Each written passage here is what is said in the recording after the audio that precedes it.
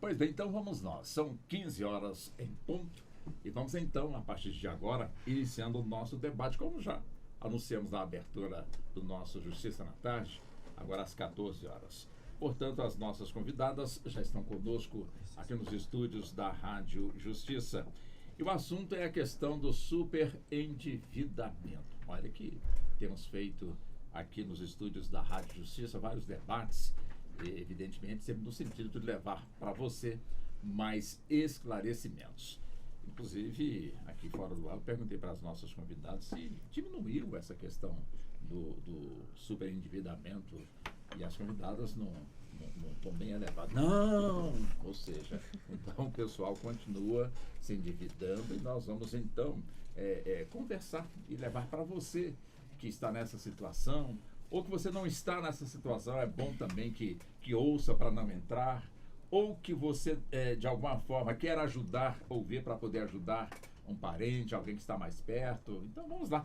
O sentido é justamente esse, né? O objetivo é levar, portanto, os esclarecimentos. Deixa eu, então, cumprimentar as nossas convidadas. Começo com a doutora Helena Lariucci, ela que é mestre em Direito, professora e advogada especialista no Direito do Consumidor e preside a Comissão de Honorários da OAB de Sobradinho, a subseção de Sobradinho, né, doutora Helena? Mais uma vez, seja muito bem-vinda aqui aos nossos estúdios, é sempre muito bom tê-la nos debates. Muito boa tarde para a senhora. Obrigada, Walter. Obrigada aos ouvintes, às minhas colegas de bancada, doutora Raquel, doutora Bárbara, a quem cumprimento, e demais pessoal da técnica. É muito bom estar aqui e é muito bom a gente poder falar de um tema tão pujante e tão real no dia a dia, né, Walter? Porque dívida, acredito que todos nós temos, né, em um momento ou em outro. É muito raro. E aí o pessoal fala assim, não, mas cartão de crédito não é dívida. Se está parcelado é dívida. Ainda não venceu, mas é dívida, né? Então é algo que é bem interessante e diz respeito a toda a população brasileira de um modo geral.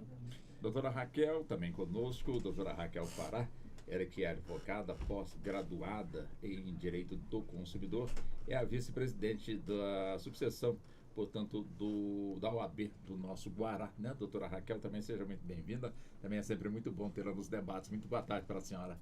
Boa tarde, Walter. Boa tarde, doutora Bárbara, doutora Helena, aos ouvintes. Muito obrigada pelo convite. E penso eu que nunca é demais falar sobre dívidas, né? Com toda certeza, né? Sempre importante, né, doutora Raquel? Também cumprimento a doutora Bárbara Freitas Nunes, que é advogada, pós-graduanda em Psicologia Forense, e ela é a secretária-geral da Comissão de Processo Civil do IBDFAM, aqui da nossa capital federal. Doutora Bárbara, também é sempre muito bom tê-la nos debates. Muito boa tarde para a senhora. Boa tarde a todos, cumprimento a doutora Helena, a doutora Raquel, Walter e os demais presentes aqui na sala técnica e os nossos ouvintes, né? O assunto é de muita importância porque, além da figura da pessoa física, a gente também tem que pensar nos herdeiros, na sucessão, e que dívida é essa, que tamanho de dívida. Então, falar sobre gastos, falar sobre educação financeira, que é o plano de fundo da própria lei, é a gente falar de finanças e de ato de amor com quem pode ficar e herdar essas dívidas, né? Então, como não herdar somente dívidas? Exatamente.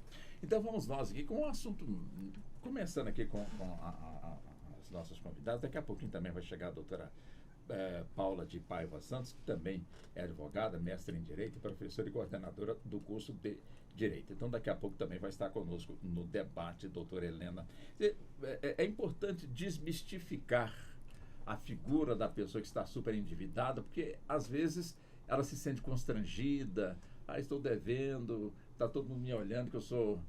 me sinto uma pessoa desonesta, está devendo. Será que é isso mesmo? Será que eu passo na porta ali, o pessoal, aquele lá não vende não, que aquele lá não paga? Quer dizer, como é que a gente desmistifica justamente a pessoa que está nessa situação de superendividamento, que entrou nessa situação, vamos acreditar que entrou pelo fato de desconhecer alguma regra ou por necessidade, enfim, vamos desmistificar no início do nosso debate essa questão, doutora Helena?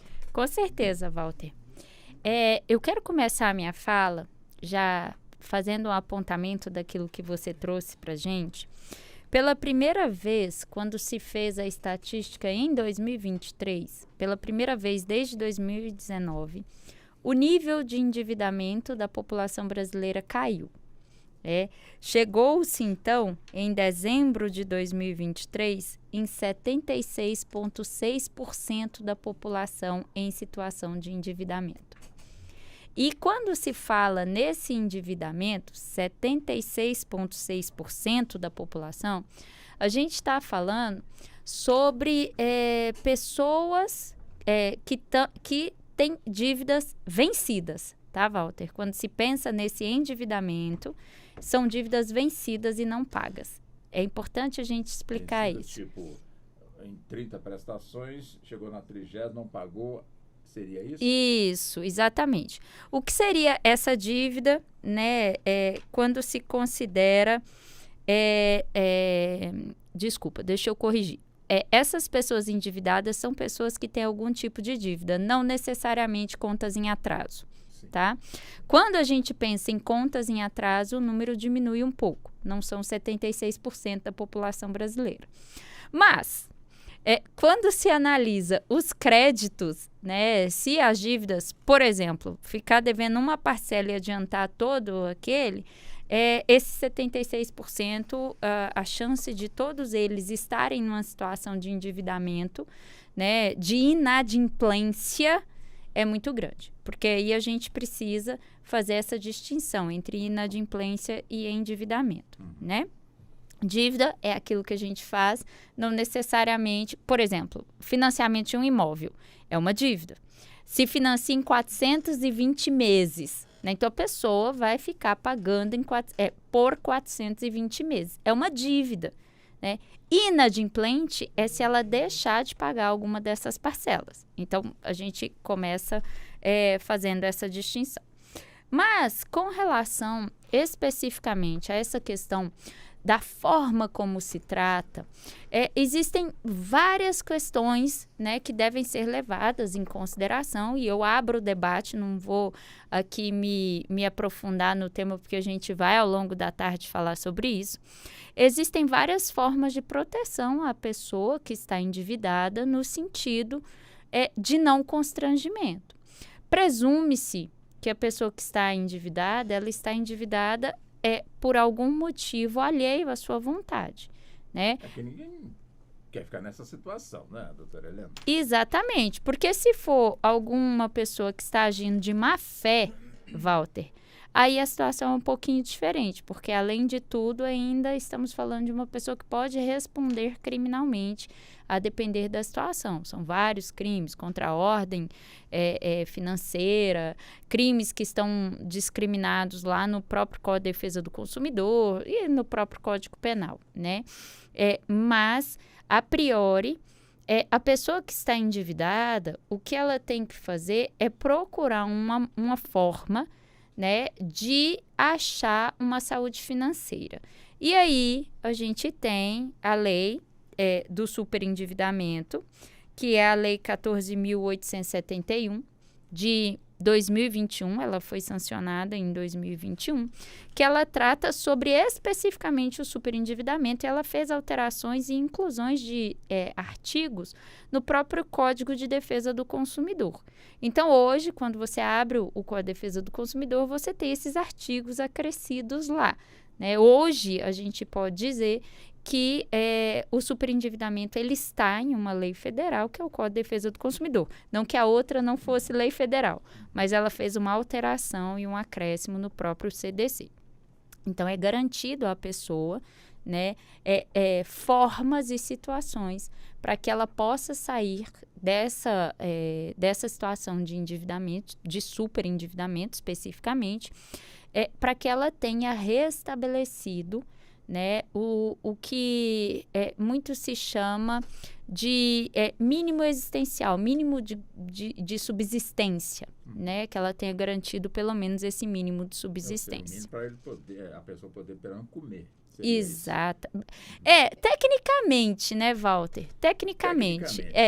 Porque assim, Eu vou parar de falar, senão eu tomo aqui até as falas das minhas colegas. Mas quando se pensa em super endividados, a grande maioria são aposentados e servidores públicos. Mas por que vocês ganham tão bem? Deixa eu passar essa pergunta para a doutora Raquel.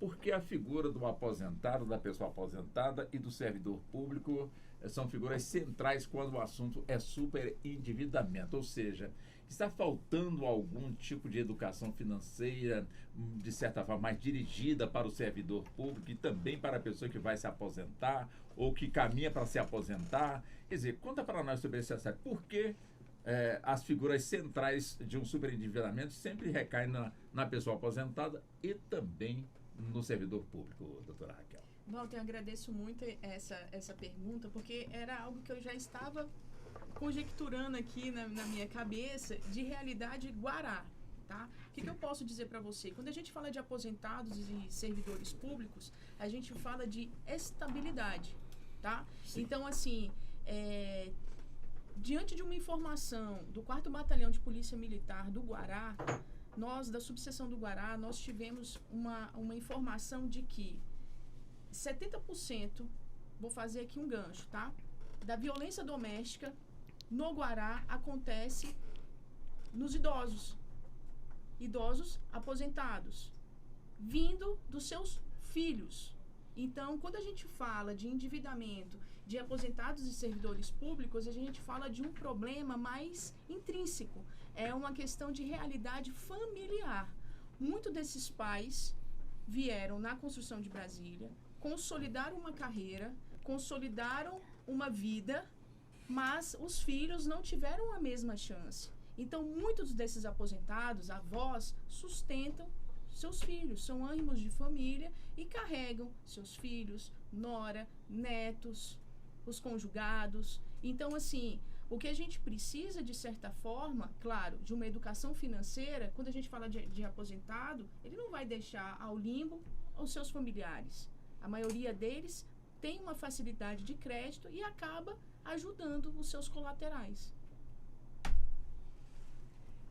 Deixa eu passar aqui para a doutora Bárbara, que não pediu a palavra, mas ensinou que quer falar sobre esse tema que a doutora Raquel pontuou. Doutora Bárbara. Não, e quando a gente fala das pessoas vulneráveis, como os idosos, e pegando esse gancho da doutora Raquel, a gente está falando também de violência patrimonial. É muito comum os avós, as pessoas idosas que são arrimos de família, são aposentados, possuem, ou servidores públicos já aposentados, então possuem uma renda relativamente confortável, e esses filhos, por não conseguirem, por N razões, eles acabam ultrapassando aquela barreira de você pode me ajudar? Eu posso, agora eu não posso. Só que ele passa essa barreira e começa a pressionar os idosos a pegar empréstimos. Então, por isso que é tão comum que os idosos figurem tem essa legitimidade de figurar nesse polo passivo de pessoas que são vulneráveis, de estar ali figurando ali, porque são as pessoas que muitas das vezes os seus próprios filhos, netos, saiu até um número agora do Tribunal de Justiça aqui do Distrito Federal, falando sobre exatamente isso, que os agressores, essa violência patrimonial é feita pelos filhos. Ou seja, a violência não é só física, não tem só também física, a patrimonial que a senhora está se referindo. Que é a financeira. Então, assim, falta muito a questão da educação financeira, a gente convive, todo mundo aqui, a gente vive em sociedade, então assim, é fácil da gente visualizar isso com as crianças. Me dá dinheiro, me dá dinheiro, me dá dinheiro. Sem pensar o que é o dinheiro, de onde que esse dinheiro vem. Então, quando a gente fala do superendividamento, a gente está aqui no final da linha, quando tudo lá para trás deu errado. Então, assim, é uma lei que vem, né, ela, de 2021, ela vem para poder beneficiar essas pessoas que não possuem mais capacidade. E quando a gente fala assim, o mínimo existencial, tem que comer. Não, aí eu vou lembrar do Titãs, né? Não é só comida, a gente precisa de algo mais, né? Então a gente está falando de alimentação, a gente está falando de moradia, aluguel, diversão, vestuário, locomoção. Quando a gente sai de Brasília, que é uma capital, a média de renda per capita que é alta, mas vamos para São Paulo, que ele é caríssimo, tudo em São Paulo também é muito caro, aluguel, a moradia é caro. Quando nós vamos para o interior do nosso país, quando a gente fala de R$ 600, um valor a título de mínimo existencial, R$ 600 você não consegue comprar uma cesta básica. A depender do número de familiares. Se são idosos que figuram ali como arrimo de família, que compõem esse grupo de superendividados, a gente não está falando de 4 pessoas, a gente está falando de uma família mais extensa. Deixa a doutora Paula já conosco, como eu anunciei, né? Doutora Paula de Paiva Santos. Doutora Paula, seja bem-vinda. Muito obrigada. Muito obrigado por estar aqui conosco. É sempre muito bom. Bom, de dívida nós somos craques então, né? Superendividamento, nós sabemos como é que a gente se superendivida. Agora, como sair do superendividamento? Vamos buscar então essa orientação aí para os nossos ouvintes que estão nos acompanhando tanto pela nossa 104,7 como também pelo canal da Rádio Justiça no YouTube. Conta para nós, já que somos craques, infelizmente, né, um título que a gente não gostaria de ter, mas temos realmente boa parcela da população nessa condição, nessa situação, e é evidente que muitas dessas pessoas estão tendo problemas de saúde, não tem mais alegria, muita preocupação, enfim.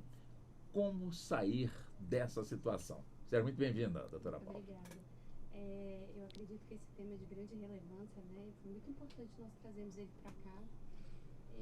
Grande parte, eu acho que desse endividamento vem muito da facilidade que está tendo com relação aos créditos, né? Um crédito muito facilitado, em que eu acho que a gente precisa ter uma educação com essas pessoas, principalmente os idosos, realmente, como a minha colega aqui falou, os idosos são a parte mais vulnerável, né?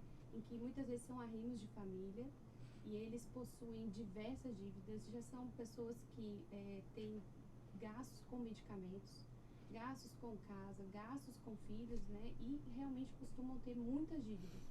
Uma facilidade muito grande que está tendo de crédito com relação a esses idosos atrai ele a o início do superendividamento, né? Que deve ser cuidadoso com eles, né? A gente deve ter um cuidado maior para gerar créditos, porque o superendividamento ele costuma iniciar com uma pequena dívida, né? Em que a pessoa coloca naquela parcela do salário que não vai fazer tanta diferença. Tipo assim, um meladinho na boca, olha, é gostoso, é bom. Exatamente. Né? O que a gente vê bastante ela não pensa com relação a isso no futuro, né? Ela não pensa quantas parcelas serão, o que ela vai precisar daquilo no futuro. Ela pensa se aquela parcela agora vai cair no bolso dela e ela vai conseguir pagar. E aí é só R$20, é só R$50 por mês, R$100 por mês ela consegue pagar. Só que no próximo mês a dívida continua, né? Porque é crescente é constante aquela necessidade que ele tem de gastar. Com os gastos naturais mesmo, né? Porque hoje o mínimo existencial está difícil. E aí no outro mês ele pede mais um empréstimo com uma parcela baixa, que também não vai fazer tanta diferença a princípio no salário dele, né? Mais R$50. Ele não, mais R$50 eu consigo pagar. Só que ele já tem R$50 mais os outros 50 que ele já pegou anteriormente. E isso com o tempo vai virando uma bola de neve, né? Então eu acho que pra gente começar a falar sobre o superendividamento, a gente precisa olhar para essa parte mais vulnerável, né? Ter um pouco mais de cuidado com relação a isso. E se eles não estão visualizando isso no futuro, alguém tem que visualizar isso para eles, né? Que esse superendividamento vai chegar uma hora para ele, porque aquela parcela pequena, mas em vários empréstimos vai ficar muito grande depois no futuro, né? Então você vê no futuro o que acontece, ele tem diversos empréstimos de parcelas pequenas. As parcelas pequenas a princípio iam cabendo no bolso, né? Aquela história da galinha no milho, né? De grão em grão a galinha enche o papo, né?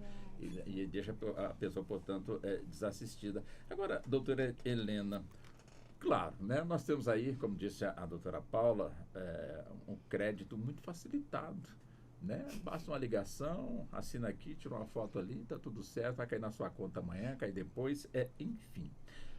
Nós estávamos preparados para, de certa forma, lidarmos com os consignados, porque sempre se fala na educação financeira para o idoso, para o servidor público. Os consignados nadam de braçadas, parece que incentivam as pessoas a fazerem dívidas e depois colocam uma legião, portanto, de marketing, de pessoas de marketing ligando a cada segundo para essa pessoa, praticamente enlouquecendo também essa pessoa.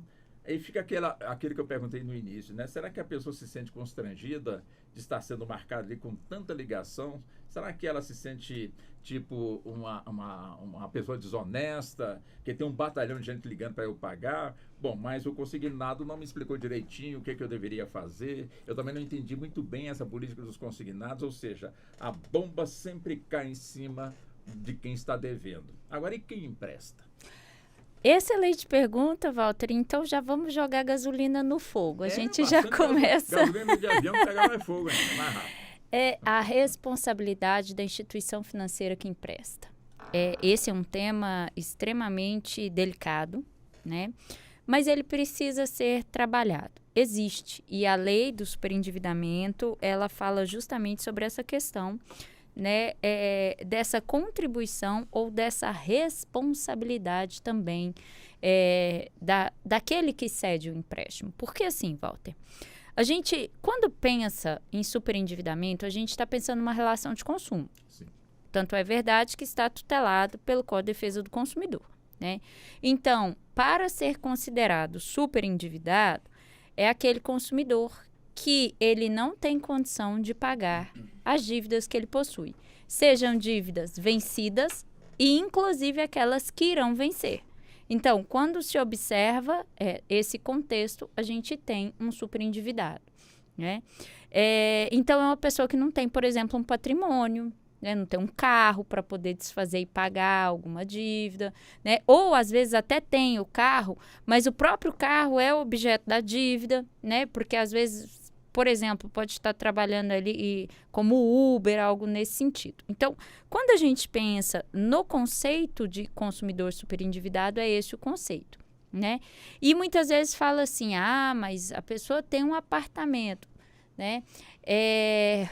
Ela precisa de um lugar para morar. Então, é preciso se analisar com muita cautela esse conceito de consumidor superendividado, tá, Walter?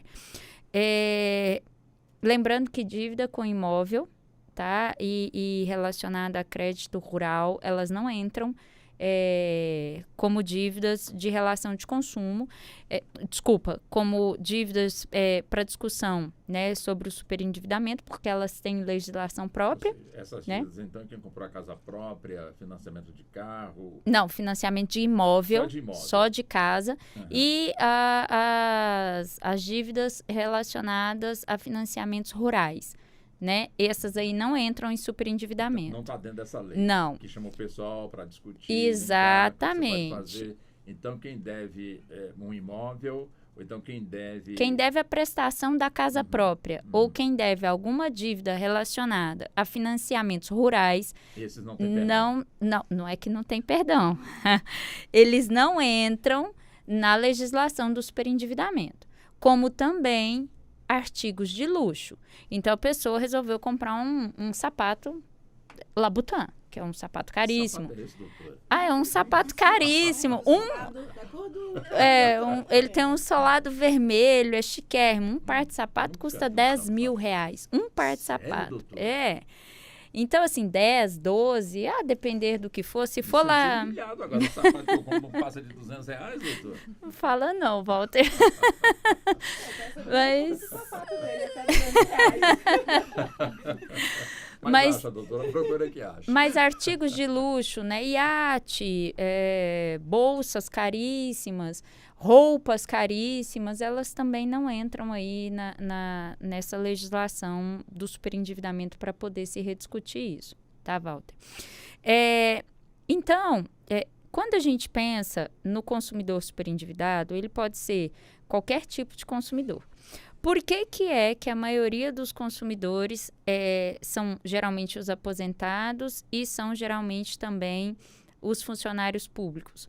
Muito pelo que a doutora Paula falou, pela facilidade do acesso ao crédito, mas esse crédito é facilitado porque ele tem um rendimento fixo, a chance dele perder esse rendimento, ou seja, ser mandado embora, é pequena, né?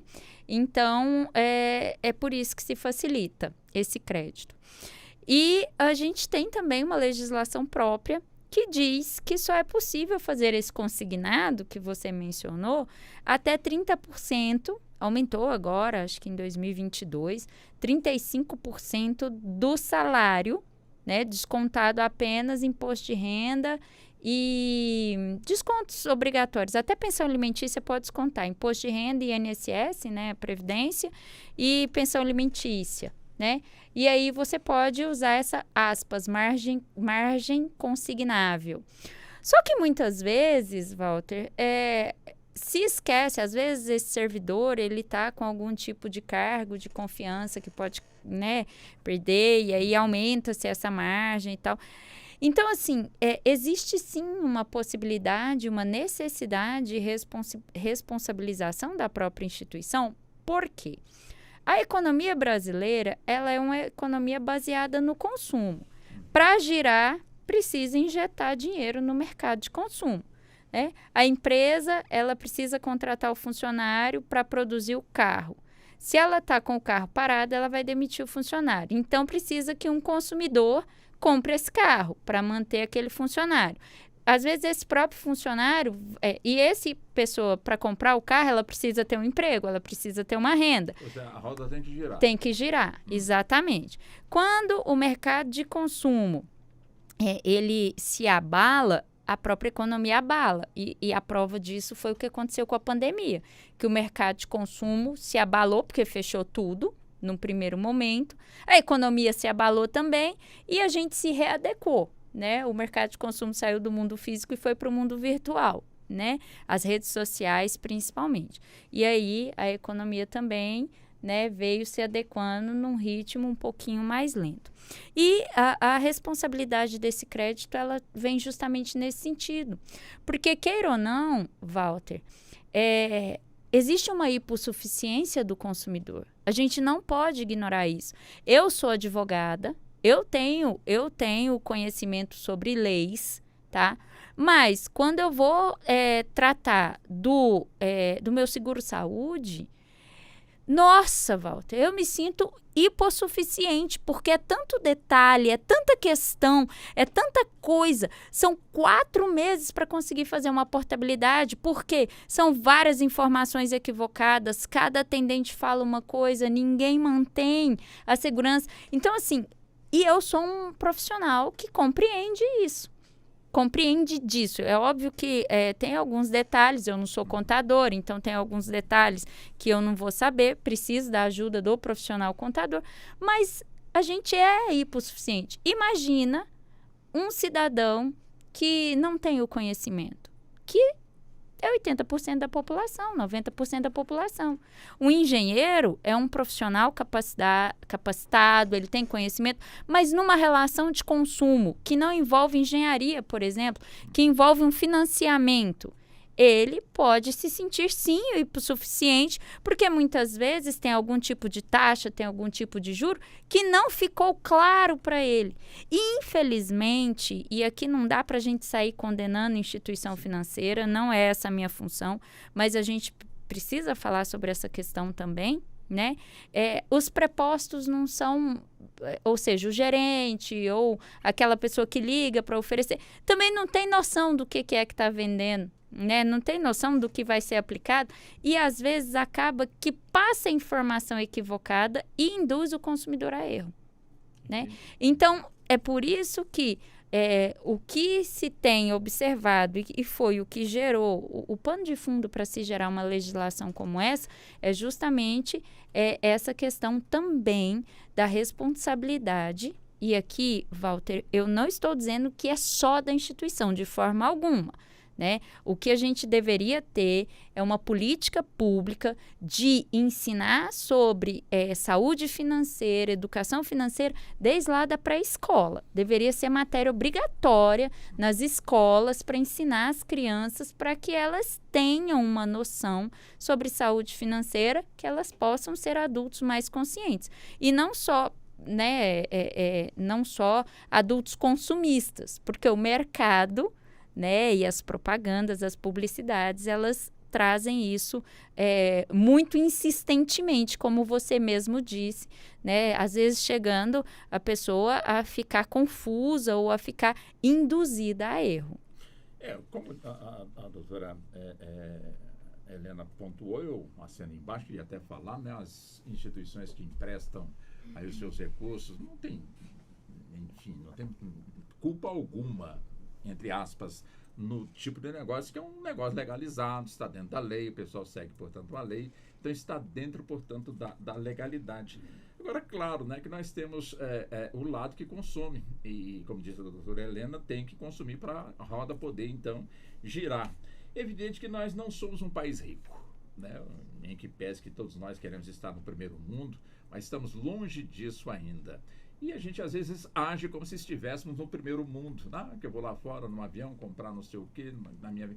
enfim, claro, não são todos, né? Mas tivemos e temos também possibilidade das pessoas, caso elas queiram, virarem ou viajarem, portanto, o mundo, realizarem, portanto, os seus negócios e tudo mais. Quer dizer, cada um faça da sua vida o que bem entender. E o nosso objetivo que é justamente fazer com que aquelas pessoas que estão nessa situação tão difícil, tão complicada, que inclusive compromete a saúde, não compromete, doutora Raquel? Quem de alguma forma não vê uma saída para poder sair dessa situação de endividamento? Sim, Walter.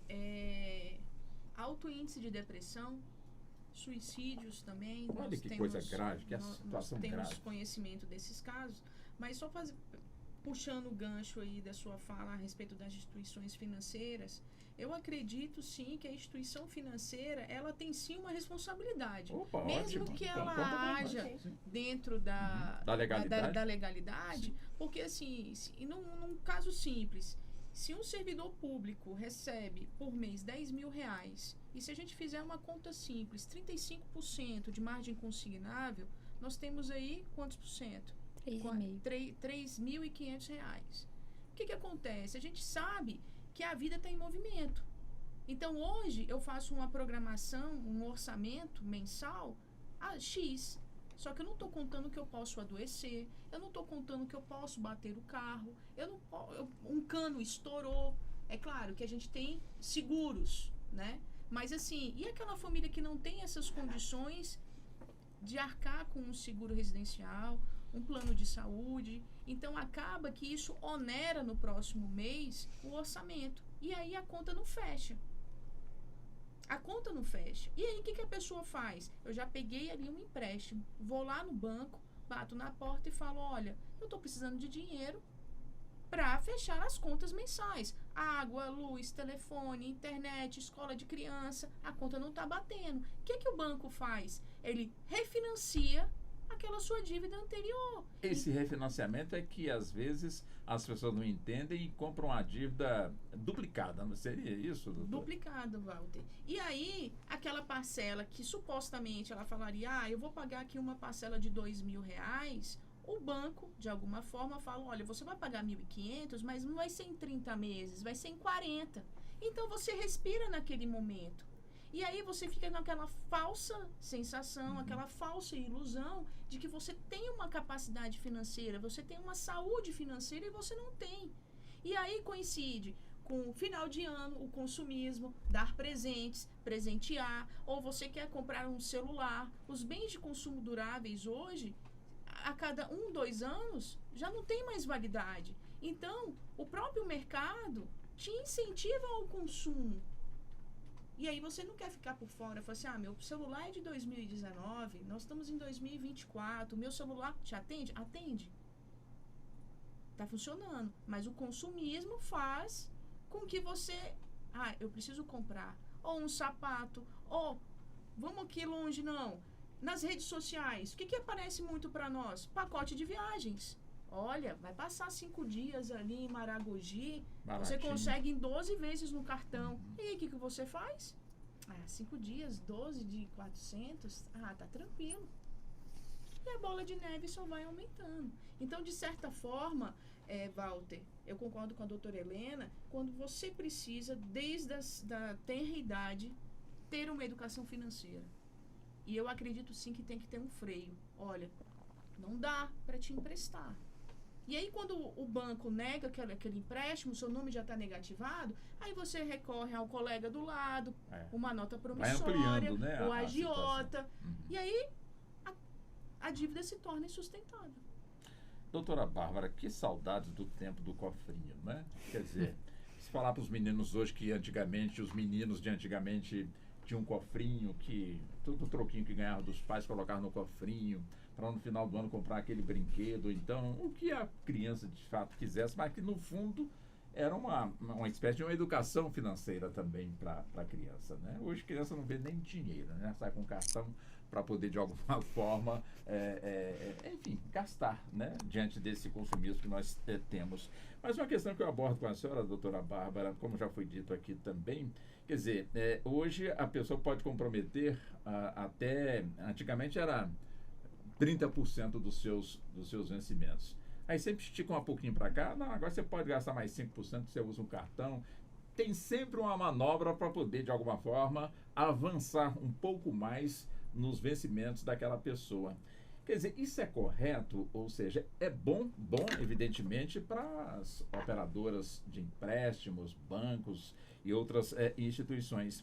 Mas e para o servidor? Seria uma política boazinha? Olha, agora você pode comprometer até 35%, daqui a pouquinho até 50% você vai poder comprometer.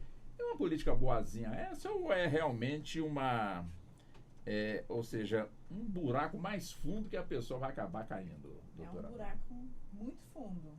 E eu já tive cliente que, ao chegar no terminal, servidor muito bem remunerado, com pensão por morte da esposa, também muito bem remunerado à época, qualquer margem que tivesse no caixa eletrônico para ele poder pegar um consignado, ele pegava. Ao ponto dele não ter dinheiro, hoje não é mais, mas um dinheiro físico para poder comprar pães na padaria. Eu trabalhava com cartão de crédito, porque eu nunca tinha dinheiro. Então, é um buraco muito fundo. Esse acesso ao crédito de forma desenfreada, as instituições financeiras que, muitas das vezes aqui, eu sei que as instituições não estamos acusando ninguém, mas é preciso deixar claro que até com a lei do superendividamento de 2021, mudou-se um pouquinho o panorama, né? As informações têm que ficar mais claras, então não adianta pagar só o rotativo do mês, pagar só um valor mensal. Já está falando um cartão de crédito aí. Exatamente, né? Achando que eu estou pagando a dívida total. Que a maioria das pessoas pensam assim, não, vou pagar só o do mês, tá tudo certo. Quando você vê que não, a dívida de R$1.000 num valor em um ano, ela se torna 14, muito mais que 14 mil reais. Então, o consumidor, ele precisa ficar muito atento, saber que não há como você sair pegando empréstimo a todo tempo, de qualquer forma. Até porque os tribunais também têm um receio. A gente, quando está nos nossos escritórios, não é incomum da gente pegar alguns clientes que têm a margem comprometida de mais de 35%, 45% da sua renda por conta dos empréstimos, e alguns juízes assim não têm. E a gente tem que se desdobrar com os recursos, com as ações corretas para poder diminuir isso. Então, a lei, ela coloca ali um mínimo existencial, existe até uma DPF que está questionando esse valor mínimo, que quando eu penso esse valor, você tem que rir para não chorar, né? Que a gente fala de R$600, o que é R$600? E para você viver. Então, a gente precisa pensar mesmo, e a grande dificuldade do brasileiro, da gente estar falando sobre uma lei, sobre o superendividamento, é a dificuldade que se tem de falar de dinheiro. Parece que eu tenho vergonha de conversar com meu cônjuge, essas dívidas, muitas das vezes o outro cônjuge não sabe. Só quando o outro morre, né? Exatamente, quando o outro morre, e muitas das vezes acaba até no divórcio. Sim. Então, assim, as pessoas têm vergonha de falar sobre dinheiro. É difícil falar sobre dinheiro em casa. Olha, a gente precisa segurar, pisar no freio, tem que diminuir os gastos. E o que você mais escuta? Mas a escola dos meninos já está no mínimo. Vamos lá diminuir. O colégio está caro. Infelizmente, vão passar para a rede pública. Isso não é bom? Sim, são situações que a gente tem que ceder. Que nós, como pessoas, assim, querendo rever a educação financeira, ter um suspiro mesmo, conseguir pagar as contas, a gente precisa fazer malabarismo. E isso exige concessão de nossa parte. Então, é educar os filhos, é diminuir os gastos, mudar um pouco o padrão de vida.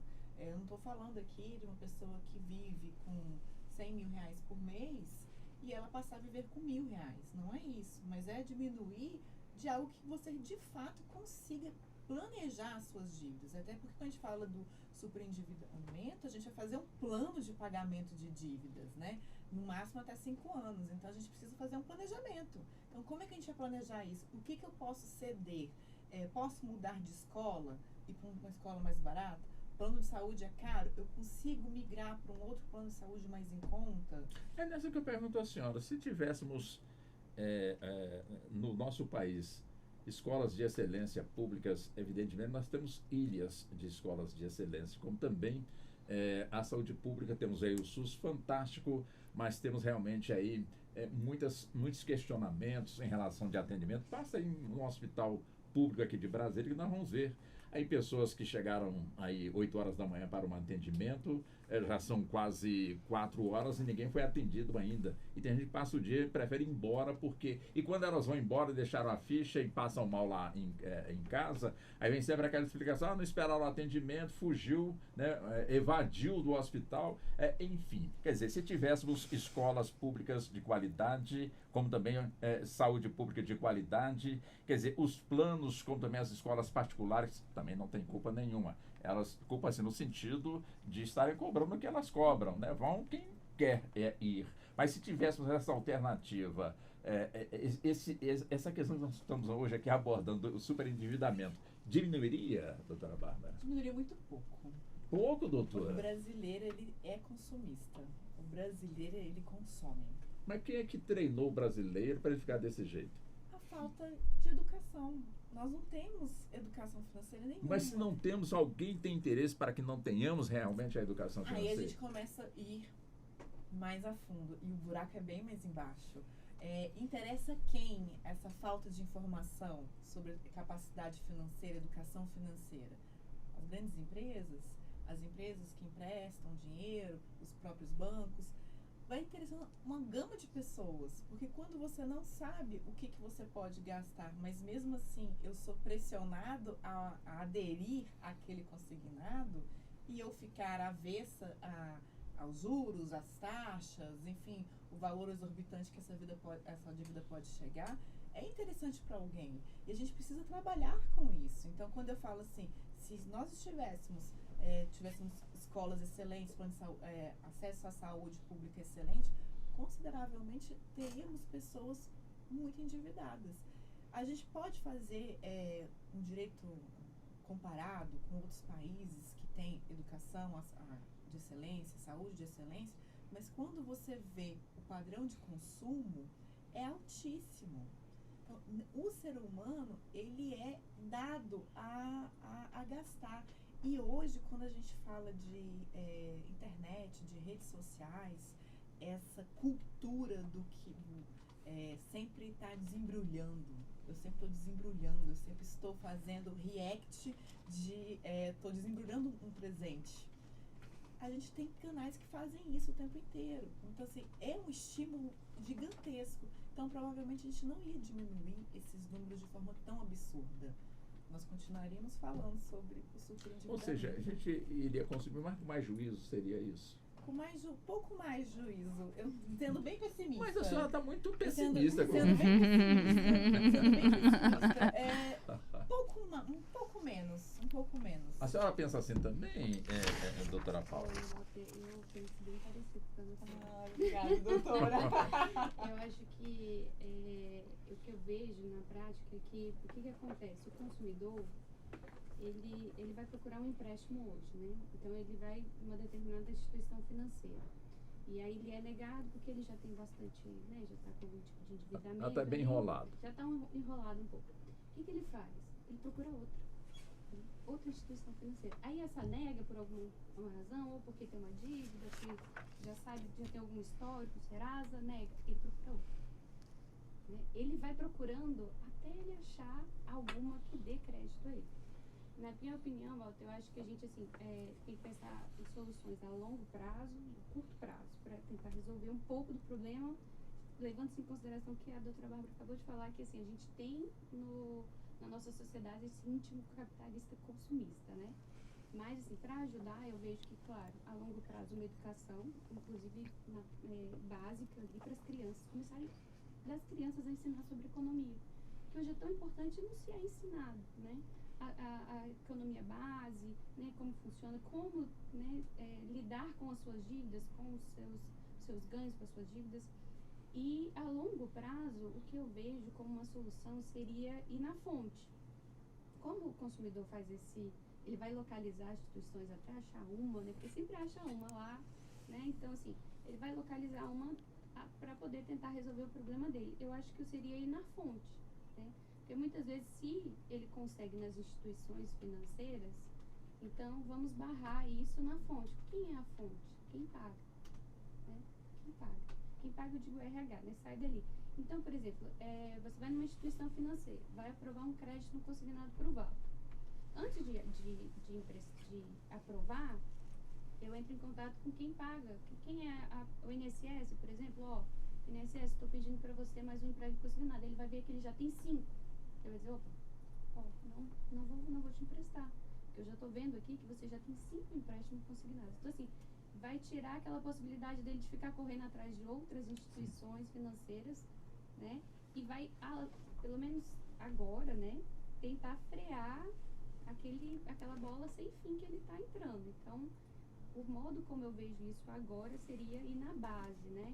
Olha, antes do empréstimo consignado ser autorizado, o RH por exemplo, do tribunal, não, se for um servidor ativo, por exemplo, né?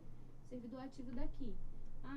Vamos emprestar um empréstimo consignado para o Walter, vamos ligar para a STF. A STF já viu que ele já passou da margem consignada dele de 30%, 35%. Aí cancela, nega. Nega. Se você quiser dar um empréstimo, não vai dar um empréstimo consignado. Porque o consignado é o que a doutora Helena falou, né? Tem mais credibilidade, é mais fácil assim, porque sabe que é um crédito que dificilmente não vai ser reposto, né? Sai direto da base. Então, eu vejo que essa ponta tem que ser mais para lá, um pouquinho, né? Tem que ir um pouquinho além das instituições financeiras e entrar ali onde está ali, porque você breca ele de conseguir achar algum lugar que dê. Se a base negar, como que ele vai conseguir alguma coisa assim, né? Ele fica impossibilidade de ficar pegando diversos empréstimos. Então, esse é a longo prazo uma das soluções que eu vejo. A curto prazo é investir na educação. Eu acho que funciona muito. Eu acho que o Código de Defesa do Consumidor fala muito sobre informação clara. E eu acredito muito, muito na informação clara e precisa. Por exemplo, agora mesmo, né, a gente vai comprar um chocolate pequeno e tá lá, assim, produto com alto teor de gordura. Você fala, meu Deus. Você até devolve. Você pensa 2 vezes, você fala, ai meu Deus, produto com alto teor de gordura. Aí você pelo menos te faz pensar. Pode ser que aquilo não faça diferença, pode ser que aquilo você fala, tá bom, eu quero gordura mesmo. Eu acho que aí a escolha é sua, né?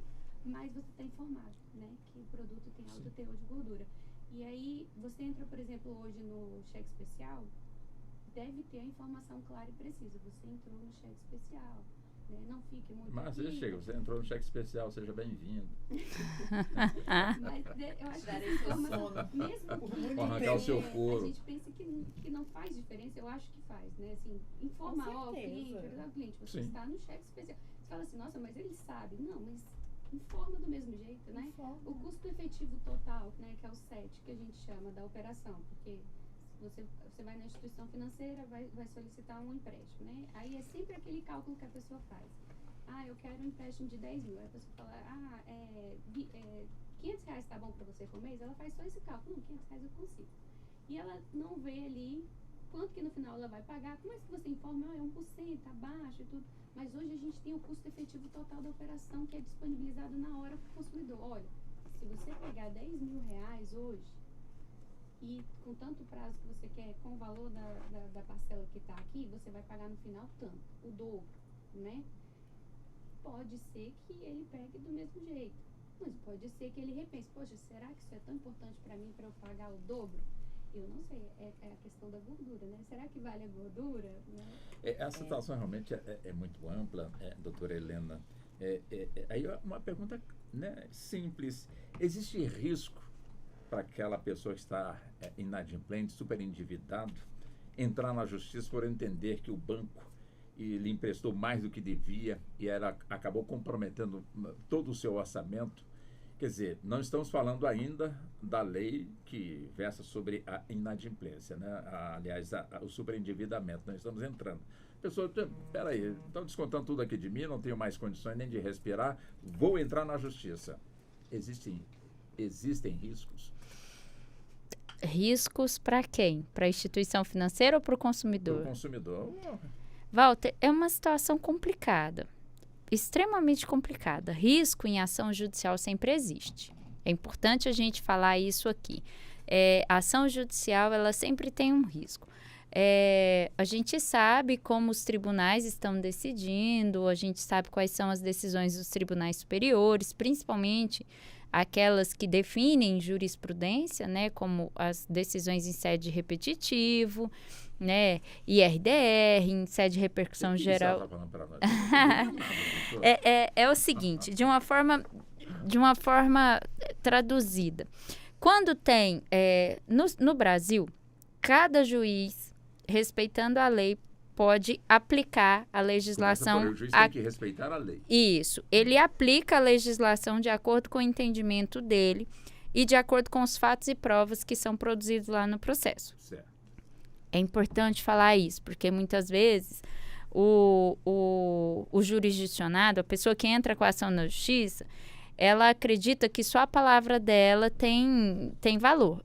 No processo judicial, a palavra é importante, mas precisa provar o que ela está falando. Então, tem que ter documento, tem que ter vídeo, tem que ter foto, né? Tem que ter diversas provas. Tem que ter testemunha que viu, porque testemunha não é de ouvir dizer, é de ver, de presenciar. É importante isso. Então, o juiz vai analisar essas provas, esses fatos e vai aplicar a legislação. Quando começa a ter muitas decisões muito diferentes, né, e começa-se a recorrer aos tribunais, porque temos os juízes, depois recorrem aos tribunais, né, e depois chega no Tribunal Superior. Se for lei federal, ao STJ, desculpe. E se for decisões diferentes quanto a questões de Constituição Federal, ao STF. O que vai acontecer? Os ministros, eles vão juntar essas decisões, porque são várias decisões de vários lugares do país, vários recursos questionando, né? Várias decisões de vários lugares do país. Aí eles vão fazer o que a gente chama de julgamento em sede de repetitivo ou repercussão geral, que é dar uma decisão para aquele tipo de caso específico, aquele tipo de situação, aplicabilidade de uma legislação que vai valer como se lei fosse para todos, para o país inteiro. Então, quando o Tribunal Superior... Estou falando isso aqui de uma forma bem resumida, tá, Walter? Bem superficial. E bem superficial para a pessoa que não entende direito, o ouvinte, né? Que não entenda direito, entender. Porque o negócio é bem mais profundo que isso. Então, o colega que foi especialista nessa questão, ele me perdoe que eu estou falando de uma forma bem simples, né? Para quem não entende. Exatamente. Então... quando tem essas decisões em sede, né, às vezes algumas dessas decisões até viram súmulas e tal, os outros tribunais, eles têm que fazer essa aplicabilidade, tá? Caso não haja esse tipo de decisão, o juiz e o tribunal ali da região, pode ser um tribunal regional federal ou um tribunal de justiça estadual, ele vai continuar fazendo a aplicação da legislação. Então, o risco do processo, ele sempre existe. Tá? Que era o que eu estava falando. Então, existe o risco de dar certo ou de não dar certo, a depender da situação. Todavia, Walter, às vezes, e isso acontece muito com o servidor, ele vai pegando os empréstimos, não só consignados, porque, como a gente já falou, é 35% hoje, né? Mas ele vai pegando um outro empréstimo que não é consignado para descontar, quando o dinheiro cai na conta, e pega outro empréstimo, e de repente esse consumidor ele está com 100% do seu salário comprometido.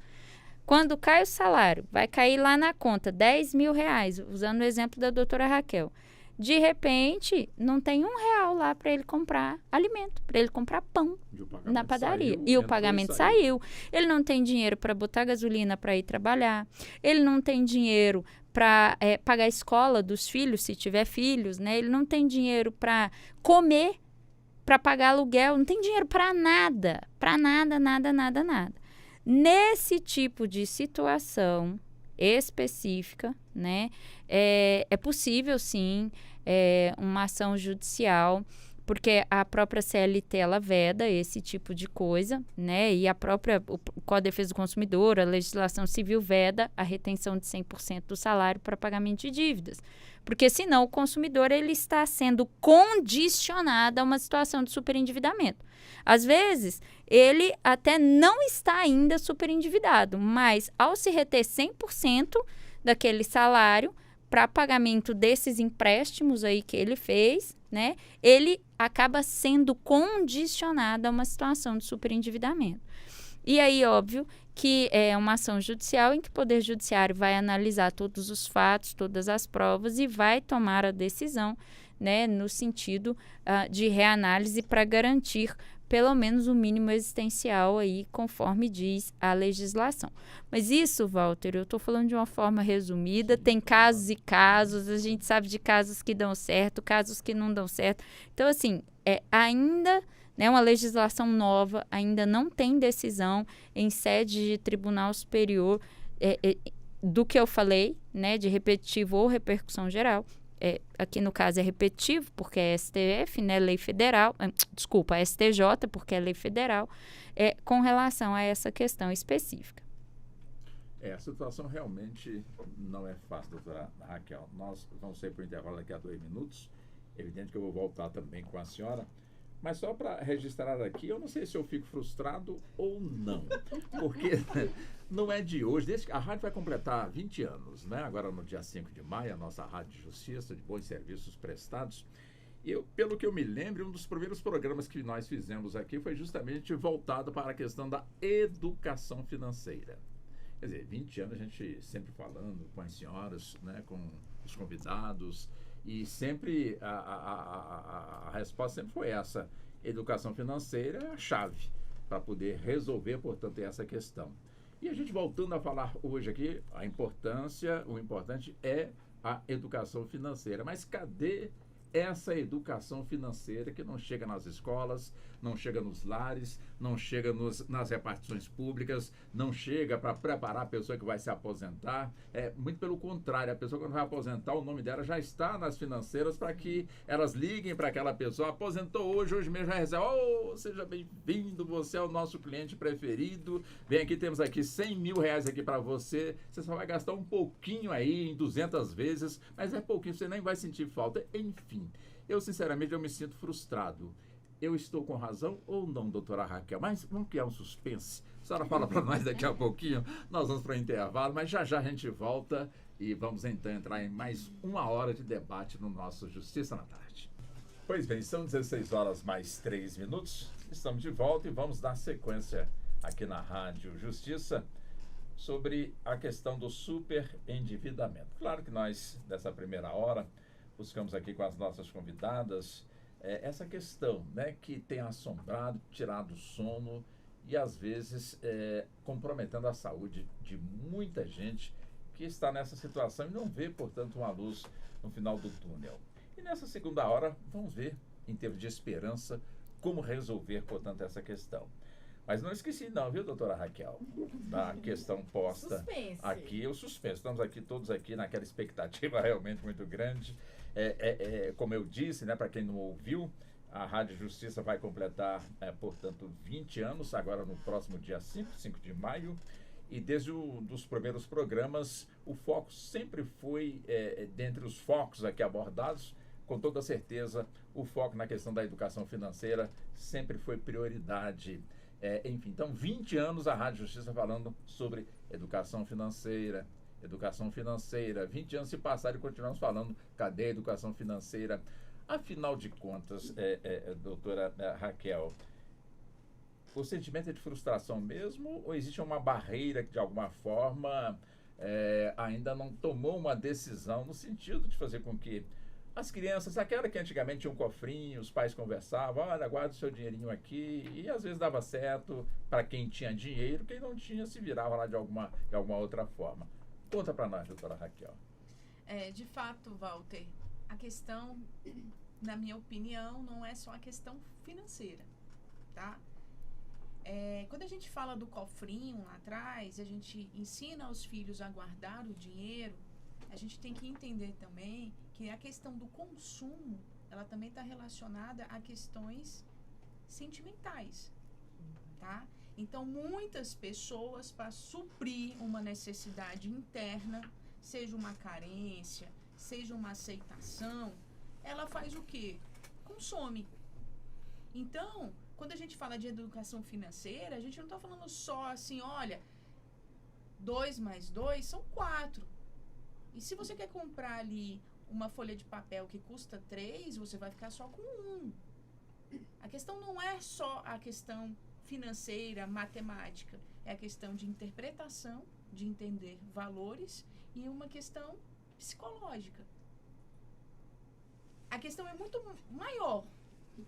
A educação, e assim, eu acredito que ao longo desses 20 anos melhorou.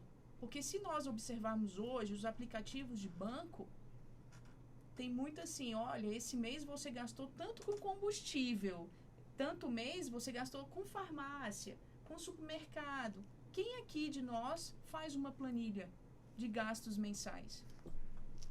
Eu não faço, mas eu tenho uma noção de quanto gasta pelo aplicativo do banco que fala, olha, esse mês foram R$800 de gasolina. Eu falei, poxa, andei muito. Olha, supermercado, comi muito, consumi muito no supermercado. Então, assim, às vezes a gente não tem essa noção, a gente nem procura saber, porque se a gente se a gente fizer uma conta simples, a gente vai ver, a conta não vai fechar. E como disse a doutora Bárbara aqui no intervalo, como que as famílias hoje que recebem, porque a realidade que nós estávamos tratando aqui no início, no primeiro bloco, foi de servidores, de aposentados, que têm uma pseudo-estabilidade financeira. E aqueles que são regidos pela CLT, que vivem de um salário mínimo. Como os autônomos também, né, doutora? Então, como a doutora Helena falou, a máquina precisa girar. Então, a gente está pintando aqui, e aí eu vou puxar um pouco a sardinha para as instituições bancárias, falar assim, é o bicho papão a instituição bancária? Não. Eu não acho que seja o bicho papão, não. Porque se hoje eu preciso de um empréstimo consignado para visitar um parente que está doente em outro estado, para fazer uma viagem ali, e ele fala, olha, eu não tenho esse dinheiro para te emprestar, aí ele fala o seguinte, tá, tudo bem, eu não vou te falar não, mas me dá como garantia o seu apartamento, me dá como garantia o seu imóvel, você não tem um avalista, um fiador? Então, assim, a gente está pontuando muito aqui a questão da instituição bancária, a instituição financeira como bicho-papão, mas nós como seres humanos, como pessoas que necessitam, seja de suprimento alimentar, de consumo, a gente precisa também entender que a gente precisa de um freio. Então, por isso que eu falo que a responsabilidade não está só na educação financeira. É muito mais além que uma educação financeira, Walter. Eu não sei se... Não, a senhora está correta. Inclusive, eu vou devolver aqui para a doutora Bárbara, porque é o seguinte, doutora Bárbara, a doutora Raquel está coberta de razão, né? Não são somente as instituições. Agora, nós precisamos de controle. Onde é que nós vamos encontrar, portanto, este controle? Falamos da educação financeira. Quer dizer, esse controle, onde é que nós vamos, de alguma forma, encontrá-lo? Já que se a gente entra no ônibus ou no metrô, tem ali, né, a publicidade. Eu costumo dizer que eu sou fã dos publicitários, né, que são super inteligentes, criativos e nos leva realmente a ficarmos motivados para poder gastar, né? Enfim, gatilhos, agora, né? Como a gente pode se proteger? Como a senhora muito bem explicou desses gatilhos. E aí, é a fala da doutora Raquel. A doutora Raquel explicitou muito bem. pseudo-carência, né? Quantas das vezes aqui você tem coragem de dizer não a um filho adolescente que chora porque quer tal coisa? Mas é melhor dizer para ela chorar agora para não chorar lá na frente, né, doutora? Isso é você. Sim, mas eu imagino que tem uma legião de gente pensando dessa forma. Não é a maioria. A maioria dos pais cedem, a maioria das pessoas cedem esses gatilhos. O tal do dizer não. Quantos amigos aqui que, porventura, alguém mais próximo de nós pede dinheiro emprestado pra gente? A gente faz um monte, a gente elabora várias desculpas, a gente se coloca numa situação, inventa mentira. Olha, eu tô com orçamento comprometido aqui, não posso te emprestar. Ou seja, eu não tenho a capacidade de dizer não. Eu não consigo falar a palavra não. Eu invento várias histórias para chegar ao final, não posso. Já sei como que eu vou resolver o problema, viu, doutor? Com muito tato, com muito tato. Então, quando eu falo esses gatilhos, o marketing assim, é dessa forma, e eu admiro também muito os publicitários, as grandes agências, as pequenas também, mas a gente precisa o quê? Autoconhecimento. Então, se a gente precisa saber dizer não, a gente precisa reconhecer, eu estou gastando, por que eu gasto tanto com redes de fast food? Que fuga é essa que eu estou encontrando na alimentação desenfreada? Algo que não é tão necessário. Não é algo que eu preciso para sobreviver. Por que eu vou ao shopping, eu preciso estar sempre comprando? Se eu abro meu armário, por que eu tenho N sapatos, N bolsas, eu tenho vários vestidos? Então, é a questão de autoconhecimento. E aí você se conhecer, buscar na sua profundidade. E aí é difícil, né, Walter? Quando a gente fala de... É muito bonita essa minha fala. Você é linda a fala da senhora. Mas, obrigada. Mas a gente se olhar no espelho e ter coragem de identificar e encará-los é muito complicado. Então a gente precisa... Quando a gente fala de finanças, as finanças é só algo a mais.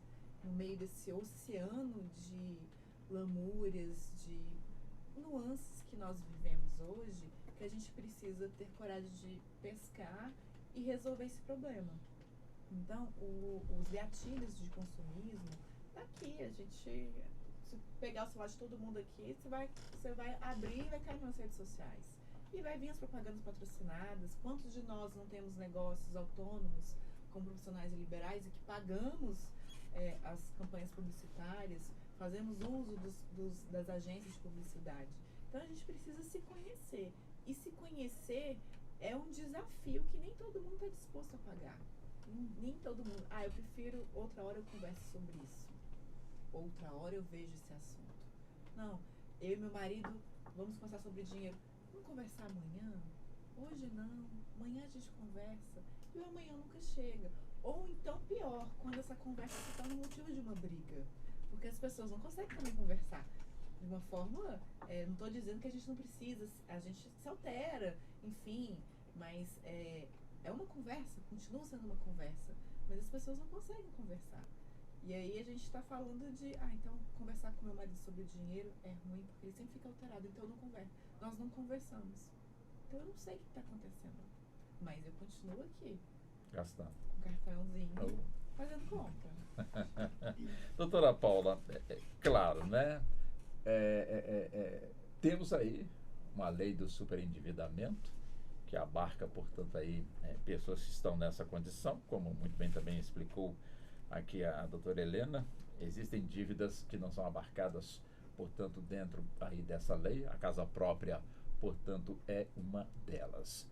Ou seja, como a pessoa deve encontrar, para nos dizer coragem, a disposição de buscar o órgão competente e ir lá procurar, de alguma forma, encontrar o caminho para, de certa forma, trilhar para ver se consegue resolver a sua questão financeira? Olha, eu acredito que esse primeiro instinto da pessoa de querer resolver o problema com relação ao endividamento já é um grande ganho. Que até pegando aqui um gancho das colegas que me antecederam, a gente vê muito a parte da regulação, né? Vamos ver aqui uma regulação para frear, para não ir, uma responsabilização. Sendo que o que acontece é que a gente tem que olhar para o consumidor mesmo, ele em si. O que se vê muito na prática é que os consumidores que têm a renda mais baixa são os que mais se preocupam com o crédito. Esses não são os que mais devem. São os bons pagadores? Esses são, porque eles precisam do crédito, né? Eles precisam daquele crédito. Então, assim, eles vão comprar algo, eles vão precisar dividir no cartão de crédito deles para comprar algo, né? Então, eles tomam cuidado, mais cuidado, né, com relação a esse crédito deles. Eles precisam disso para poder conseguir as coisas, Sim. né? Então, esses consumidores geralmente não são os que entram no superendividamento, a não ser com questões muito específicas, Sim. que às vezes acontecem no decorrer do caminho da vida, né, problemas de saúde, mas realmente com relação àqueles em que você vê que realmente há um consumismo exagerado, né, em que, como até a doutora Raquel falou, a gente não tem uma educação nem de olhar a nossa planilha que o banco fornece para você nos seus gastos do cartão de crédito, né?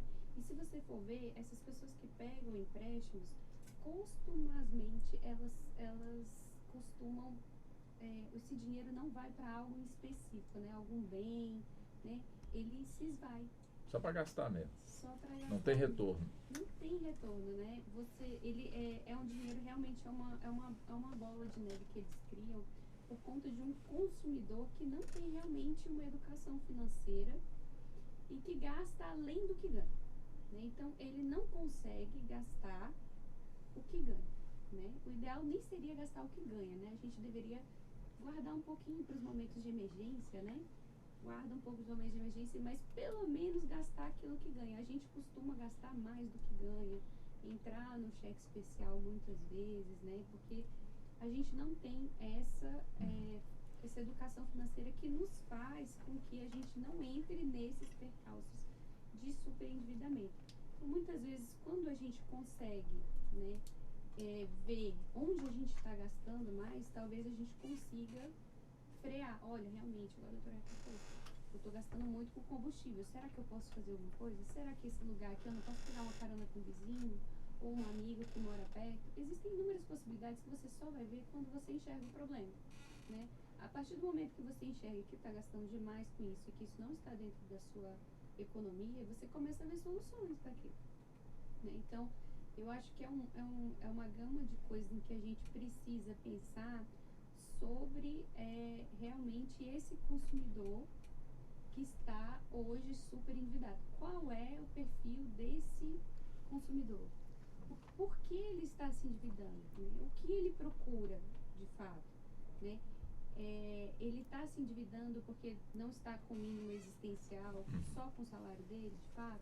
Ou ele está fazendo isso para buscar algo na vida dele que ele consome para suprir uma outra parte da vida, né? Muitas vezes a parte psicológica mesmo, ou como hoje nas redes sociais, uma coisa que a gente precisa falar, sabe, Val? A gente consome para mostrar. Nós consumimos. Eu não queria chegar nesse ponto, né, de colocar a internet aí nessa situação, porque na internet tudo é bonito, né, doutora Helena? Tudo, né, doutora Paula, doutora Bárbara, doutora Raquel, tudo é bonito, tudo é possível, enfim.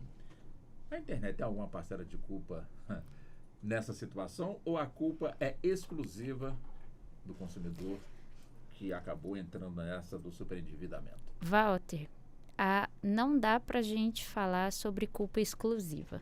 É importante a gente falar isso. Existe uma parcela de responsabilidade do consumidor, existe uma parcela de responsabilidade do momento, existe uma parcela de responsabilidade da falta de políticas públicas, existe uma parcela de responsabilidade das instituições financeiras, né? É preciso que haja um equilíbrio para que dê certo, né? Não tem como a gente apontar culpados exclusivos, né? Existem as responsabilidades de cada um. O consumidor ele tem a sua responsabilidade em que momento? No momento em que ele não dá atenção para aquilo que o leva a um consumo excessivo. Todo ser humano, é um ser humano social, né? Então, ele quer viver em sociedade, ele quer ser aceito em sociedade. Isso é algo natural. O ser humano, né? Ele não nasceu para ser sozinho. É muito difícil. Sozinho aqui que eu estou falando é no sentido da ausência de convivência social. Existem pessoas que são ermitões, que vivem isolados? Existem, mas a gente conta nos dedos, né? São o quê? 20 em quantos bilhões de pessoas que tem no mundo? São 100 em bilhões. Então, assim, o ser humano, ele é social. Então, tem a questão psicológica, né? E essa questão social mesmo do ser humano querer viver em sociedade. Então, muitas vezes, ele se sente excluído do seu grupo porque ele não tem um telefone da moda. Ele não tem um telefone que, por exemplo, tem rede social. Ele não tem rede social. Existem pessoas que têm telefones que só fazem ligação. que tem o jogo da cobrinha, né? Quando você vê uma pessoa com essa situação, você vira e fala assim, sério? E como você dá conta? Né? Então, é uma questão que pesa. Tem uma questão física. Quando se faz compras, né, ou você adquire produtos e serviços, tem a liberação de um hormônio, eu não sei se é a dopamina ou se é o serotonina, não sei qual é dos dois, que dão aquela sensação de prazer, aquela serotonina ou dopamina, não sei qual é das duas. Mas, então, tem uma questão física, né, que dá aquela sensação de satisfação. É momentâneo, né? Sim, é esse o problema. É porque é momentâneo. Então, consome para estar sempre sentindo essa sensação. E muitas vezes não tem consciência disso, né? E aí, Walter, eu dou um exemplo aqui de uma situação que eu passei, né, que eu vivenciei. Eu fui fazer uma audiência em um caso de superendividamento. E a instituição financeira era uma instituição de cartão de crédito. Eu estava como mediadora, né? E ela falou, olha, eu consigo frear os juros e não sei o quê, divido isso aqui sem juros, essa sua dívida, porque estava realmente uma dívida impagável e tal. Mas nós vamos cancelar o seu cartão de crédito. A outra parte pegou os cartões dentro da bolsa, abraçou a bolsa, assim, né? Com os cartões. Eu não dou conta de viver sem meus cartões. E os gastos nos cartões eram gastos muito mais com excessos do que com aquilo que seria a necessidade existencial. Óbvio, né? Que quando você pergunta para a pessoa, para ela é tudo necessidade, né?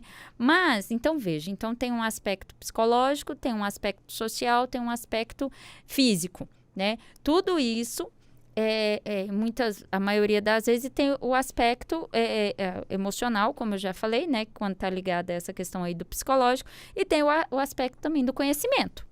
Né? Então, quando estamos falando de consumidor, nós estamos pensando em 5 aspectos dentro de um ponto que são várias pernas, né, nessa relação de consumo. E quando você pensa nesse aspecto, né, nesse último aspecto, você tem aí uma outra questão que deve ser levada em consideração. Quando você vai para outra ponta, política pública, né? A ausência que eu estava falando da educação, né?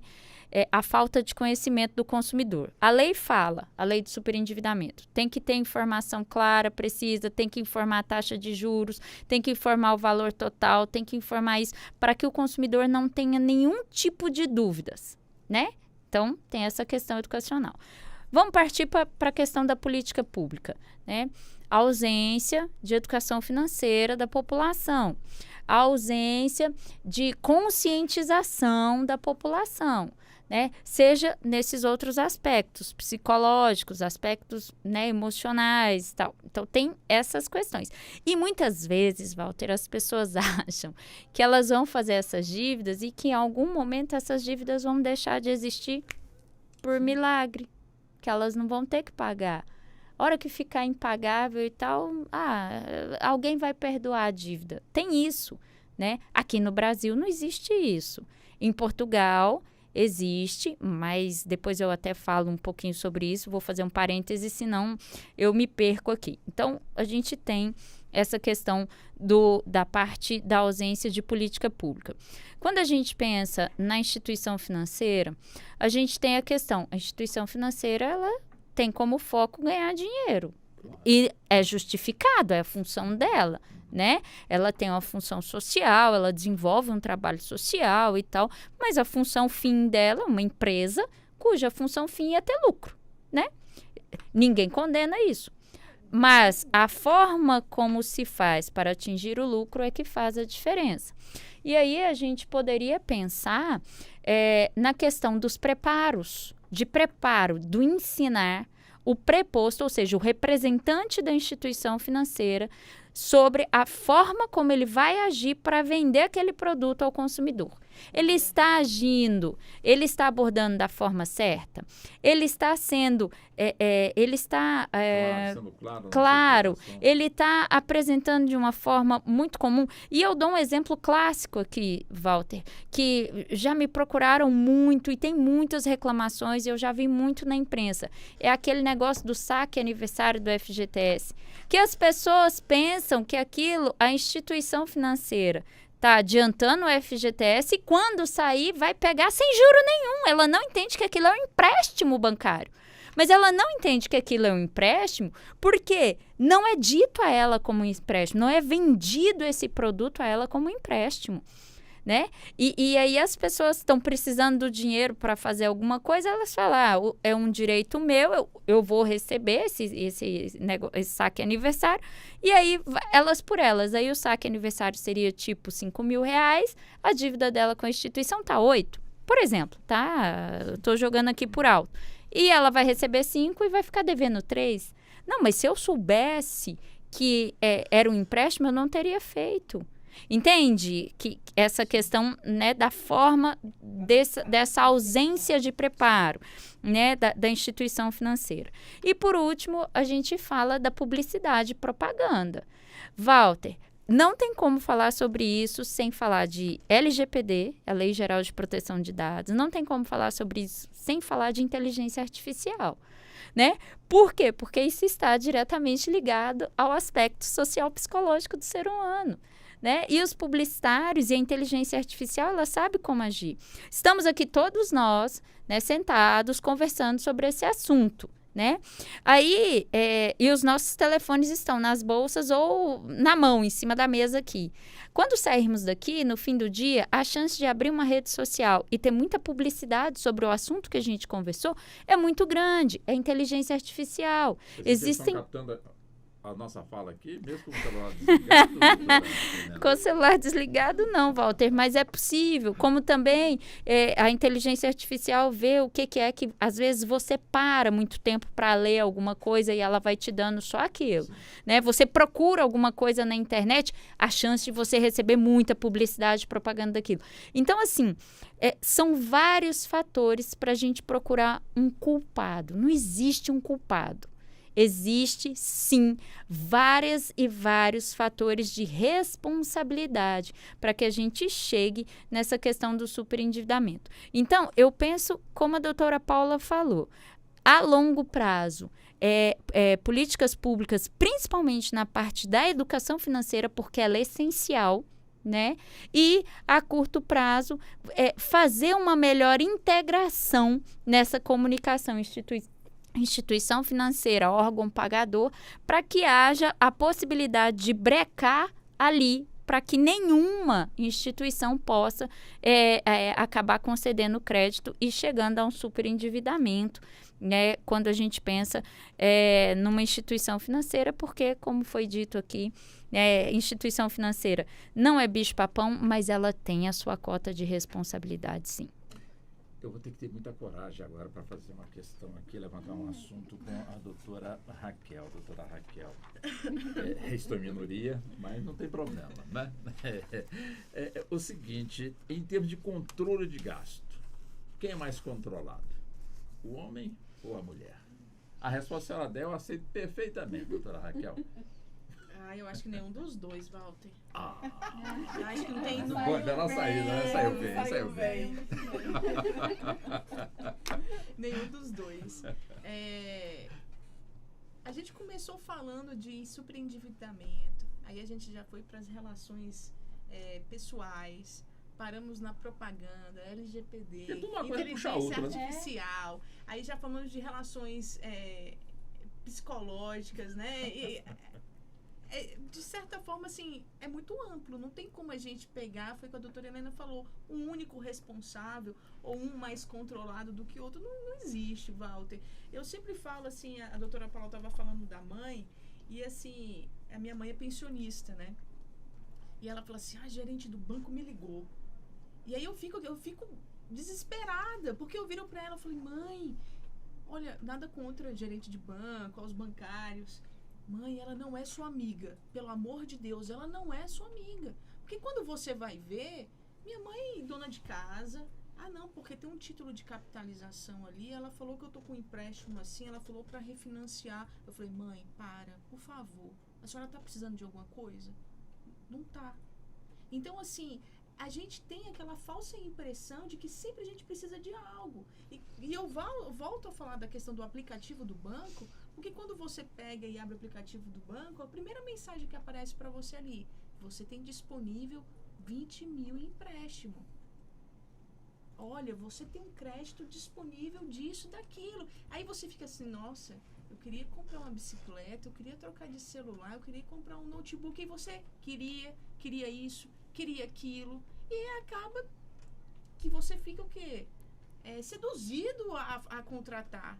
Aí, quantos de nós aqui não fez uma loucura de consumo e depois que você compra e fala assim, pra que eu fui colocar esse montão de dinheiro nisso aqui? Tem 1 milhão de gente pensando assim, olha, eu fiz isso. Nossa, a consciência até pesa, né? Pesa, né, doutor? Mas é momentâneo, porque da mesma forma que a doutora Helena falou, que assim, a satisfação, o prazer naquele momento, depois você fala assim, nossa, eu gastei R$1.000 numa bolsa e uma de 100 ia me atender do mesmo jeito? Ou será que eu realmente tinha essa necessidade de comprar essa bolsa desse valor? Só que assim, o que você vai fazer? Passou meu arrependimento, eu vou continuar usando aquilo ali. E vai se repetir com outra coisa. Entendeu, Walter? Entendi. E assim, tem que ter um autocontrole, não tem como. E assim, acho muito difícil hoje as famílias brasileiras fechar o orçamento. Eu acredito assim, tampa uma panela aqui, destampa outra esse mês. Aí no outro, o que estava pago, aí você fala assim, não, esse aqui não vai ter como eu atrasar mais 3 meses de conta de água ou de luz. Aí você volta, paga toda a água, mas a luz pendura e vai fazendo esse rodízio, porque a conta, de certa forma, não fecha. Tudo caro. Índice de inadimplência alto. Taxa de juros alto. Como é que a gente vai fazer a máquina girar? Não tem como. A gente se controlando. Essa é a minha pergunta também para a senhora, viu, doutora Bárbara? Pensou que fosse escapar, né? Quem é que controla melhor o gasto, o homem ou a mulher, doutora Bárbara? Walter, não tem uma resposta. Assim, eu ri dele risada da resposta da doutora Raquel, mas é verdade, não tem assim um padrão. Qual que é o padrão? É uma pessoa que costuma ser mais organizada, homem ou mulher, que tem uma organização. Aí você percebe, quando a gente fala de planilha, a gente pensa em Excel, pensa nas dificuldades que eu lembro de mim fazendo aula de computador quando tinha, e você aprendendo a mexer no Excel e tudo, o quanto era difícil. Assim, nem todo mundo tem essa facilidade, mas a pessoa que é um pouco mais organizada, ela não necessariamente vai para uma planilha, ela vai à mão ali mesmo, ou ela usa outros mecanismos que tem vários aplicativos para isso, mas costuma ser uma pessoa bem organizada. É uma pessoa que, se você perguntar, olha, nossa conta de água tá dando quanto? Ela quase imediatamente ela sabe de quanto que aquela conta custa. Então a gente precisa olhar por esse lado, saber se organizar. E aí, falando sobre superendividamento, educação, eu lembrei, até anotei aqui, vocês lembram que antigamente tinha os programas de infantis de manhã, né? E tinha propaganda massiva de brinquedos. O que aconteceu ao longo dos anos? Foi vetada aquela propaganda, enfim, quase que pornográfica, né, daquele brinquedo para a criança começar a pedir aquele brinquedo. As grandes empresas de brinquedos, elas saíram dos programas infantis, não tinha mais a publicidade, o merchandising, saíram dos programas infantis, e com o passar do tempo a gente passou o quê? Não ter programa mais infantil. Então houve essa... Se a gente pode olhar para trás e falar de educação financeira, minimamente a gente pode lembrar das propagandas de brinquedos. Sumiram, né, os programas infantis. Por quê? O programa tem que rodar, tem custo. Se eu não tenho um patrocinador, Sim. normalmente meu patrocinador era o cara que fabricava aquele brinquedo. Então ele tinha que estar lá fazendo propaganda do carrinho, da boneca, seja lá onde que for. Então, como acabou com isso, o programa não tinha mais de onde tirar renda, custo para fazer aquele programa acontecer. E hoje, onde eu sei, nossos colegas ouvintes aqui podem me corrigir se eu estiver errado, salvo engano, não tem nenhum programa infantil pela manhã nas televisões abertas, né, nas redes de TV aberta. Então, a gente fala de educação, é complicado a gente lembrar de bate-pronto, assim, de alguma coisa, mas a gente precisa fazer algo. E o que me veio à cabeça foi a questão dos brinquedos. E aí, essa história de quem é mais controlado, quem não é, vem entrar a história do mereço. Eu mereço. Eu mereço. Eu mereço essa palavra. Só se vive uma vez. Só se vive uma vez. Eu sou do café, né? Então eu falo assim, a vida é muito curta para café ruim. Então eu mereço um café bom. Então, e assim vai. Quantas vezes eu já escutei alguém falando assim, passa no futuro, na hora de acertar a conta, passa no futuro, ou seja, não é no cartão de débito, é no crédito. No futuro eu resolvo. Então, Meu Deus. são coisas, são crenças que a gente não se dá. É porque a palavra crença, ela virou objeto de enfim, objeto de vejatório, né, por conta dos coaches e tudo. Mas quando a gente fala de crença, são essas pequenas atitudes que elas vão reverberando na nossa vida e gerando os gatilhos que eu falei um tempinho atrás. Então assim, eu mereço, eu pago no futuro. Não, hoje eu posso, mas hoje eu posso, vai chegar, amanhã vai chegar. Então, e aí você lembra do consumidor que não tem esse lado, igual a doutora Helena e a doutora Raquel me antecederam, falando, não tem, porque a gente imagina uma ação judicial polo passivo e polo ativo. Então parece que você imagina o bom e o ruim. Sempre assim.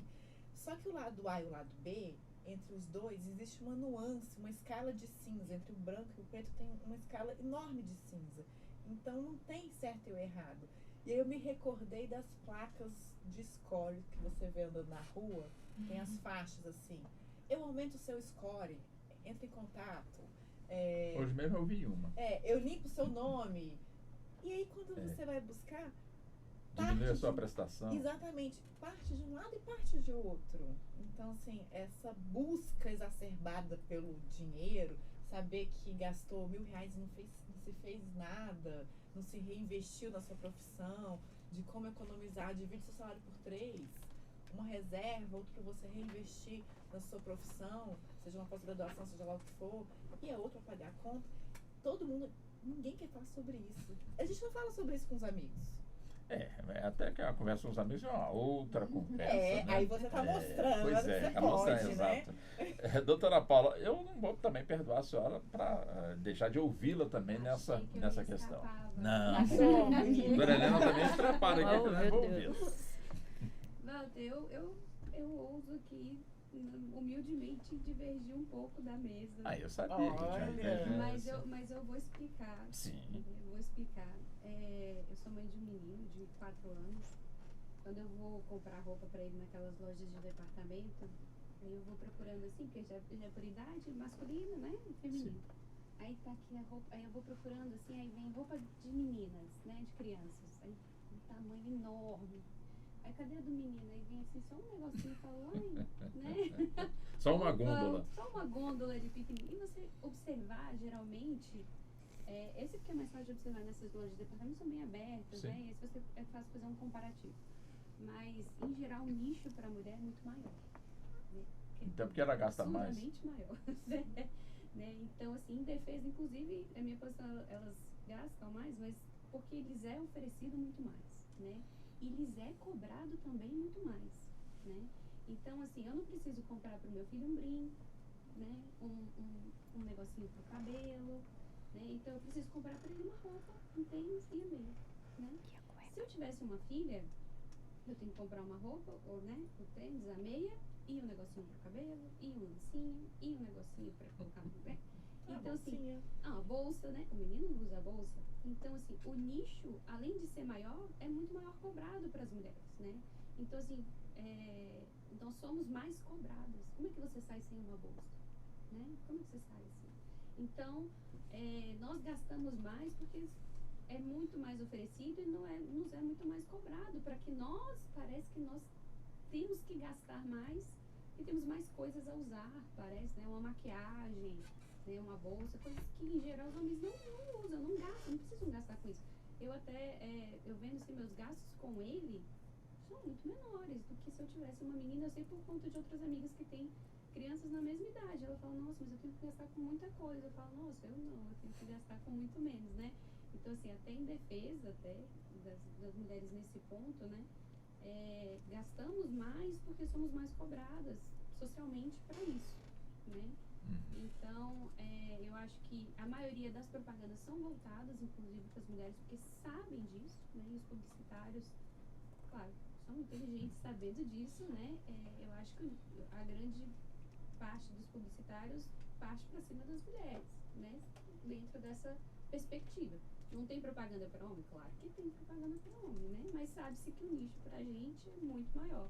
Então, assim, eu acho que a gente sofre um tanto mais com relação a essas publicidades, sofre no sentido, né, de ser o objetivo, o propósito delas, e o que faz com que a gente automaticamente gaste mais, né? Então, eu acho que, sim, as mulheres têm uma tendência a se endividar mais por conta disso que eu falei agora.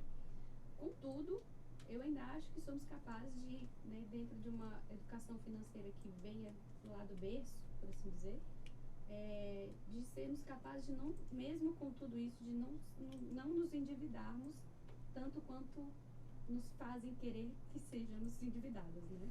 E a senhora, doutora Helena, a senhora segue a divergência ou vai com a relatora? Eu estou criando aqui o voto meio. Eu concordo com a doutora Paula com relação a essa questão da mulher ela ser mais demandada no sentido de ter mais exigências, né, Walter? Porque vamos pensar o seguinte, infelizmente é a realidade. Uma mulher, ela precisa trabalhar. Se não tiver uniforme, ai dela se repetir a mesma roupa 2 vezes por semana. Ela só tem essa roupa, e ela é muito desarrumada, se não usar uma maquiagem, sabe, se não arrumar o cabelo, se tiver com os cabelos brancos, então, né, se não fizer a unha, se isso e aquilo, outro, se não usar o lenço disso, se não tiver bolsa. Então, assim, infelizmente, essa é uma realidade, essa é uma pressão social, né? Todas nós mulheres sabemos disso, então essa é a realidade. Isso faz com que gastemos mais, né? Não que o homem não use maquiagem, porque muitos deles têm usado, muitos têm feito as unhas também, os barbeiros, né, vão àquelas barbearias, corta barba, cabelo e tal, mas muitas vezes é o mesmo terno, só mudou a gravata, é a mesma camisa, o mesmo paletó, a mesma calça, mudou só a gravata, a cueca e a meia. Paletó, que eu acho que tem um mês que você não me vê com ele, né? Não, Walter, nem olhei esse detalhe. Não olhei não. Mas assim, eu acredito que quando se pensa em equilíbrio, eu concordo com a fala da doutora Paula e da doutora Bárbara e da doutora Raquel, que se sai melhor aquele que teve a melhor educação financeira, a melhor criação e o melhor exemplo. Porque educação financeira não é só falar, é mostrar. Então, isso vai muito também da forma como o dinheiro é tratado em casa, né? É importante isso.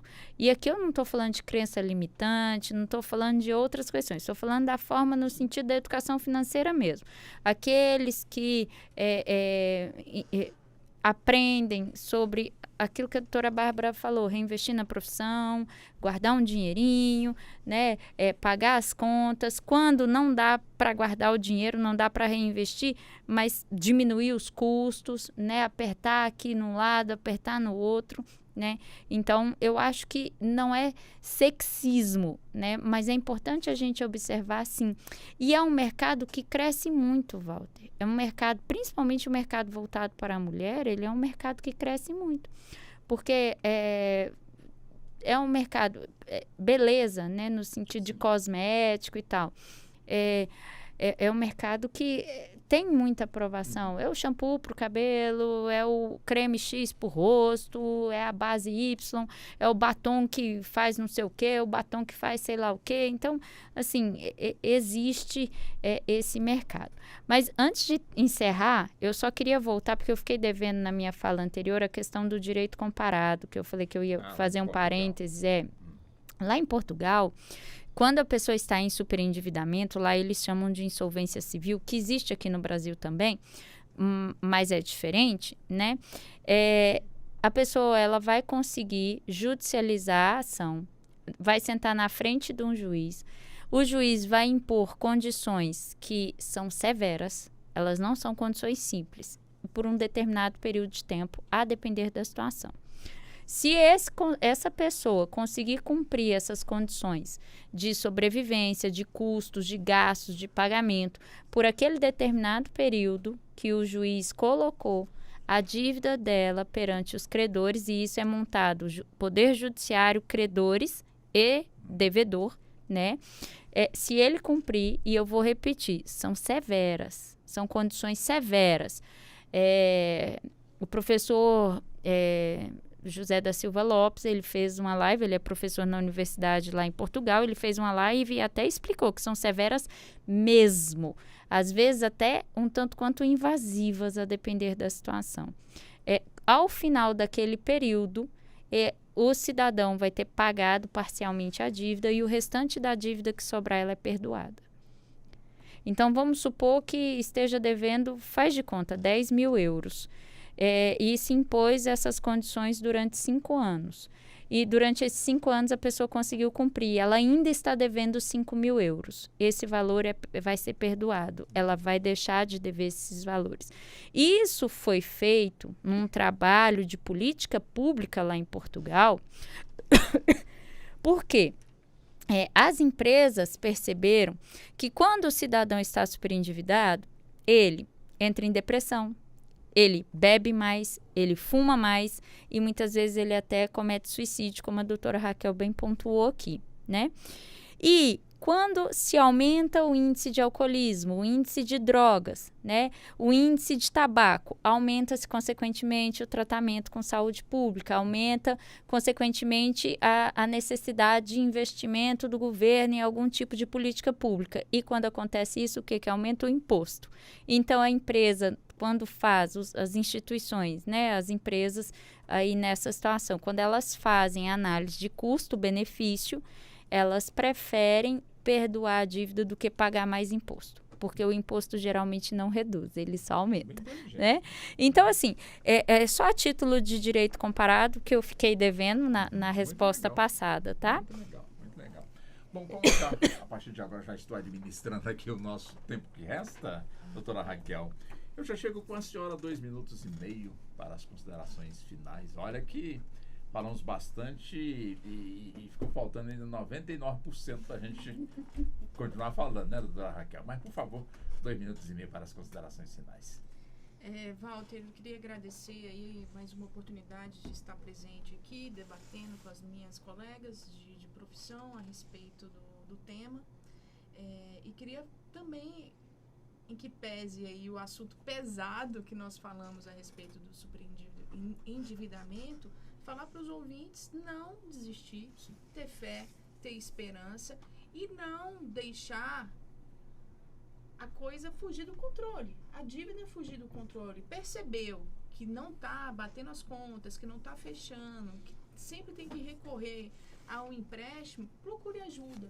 Procure uma orientação de uma pessoa especializada, para ajudar a contornar essa situação, para ajudar a administrar as finanças, né? Para não chegar aí em casos extremos de vender bens, perder a casa em que mora, prejudicar até a convivência dentro da família, porque a gente sabe que quando falta dinheiro dentro de casa, a coisa muda de figura, né? Todo mundo fica mais nervoso, né? Então, assim, interfere até nas relações interpessoais. Então é isso, Walter. Eu queria mais uma vez agradecer e estamos à disposição aí. Perfeito.